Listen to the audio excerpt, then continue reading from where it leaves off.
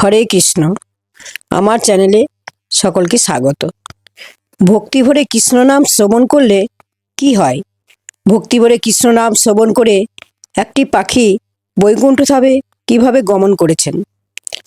ভগবান শ্রীকৃষ্ণের নাম ভক্তি সহকারে করতে হয়। এক সাধু তার বাড়ির পাশে এক মন্দিরে যেতেন।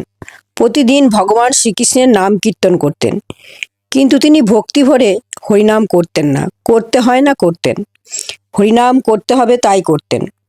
কিন্তু যখন সেই সাধু নাম কীর্তন করতেন, তখন প্রতিদিন একটা পাখি এসে সেটা মনোযোগ সহকারে ভক্তি ভরে শুনত।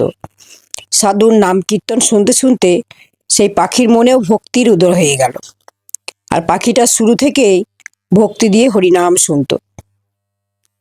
তারপর সাধু একদিন মারা গেলেন। অনেকদিন পর তখন তিনি ভগবান শ্রীকৃষ্ণের বৈকুণ্ঠ ধামে চলে গেলেন।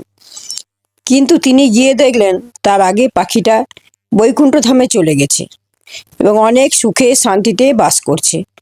তখন তিনি পাখিকে জিজ্ঞেস করলেন, আমি তো নাম কীর্তন করতাম নিজে মুখে, আর তোমাকে দেখতাম পাশের একটা গাছে তুমি বসে থাকতে, কিন্তু তুমি এখানে কিভাবে এলে, তা আবার আমার আগে?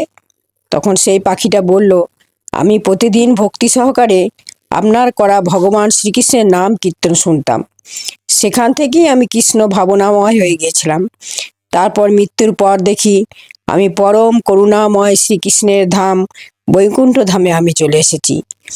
তাই ভক্তি সহকারে ভগবান শ্রীকৃষ্ণের নাম কীর্তন শ্রবণ, ভগবানের সেবা করলে অবশ্যই এই দুঃখময় জড়জগৎ থেকে মুক্তি মিলে।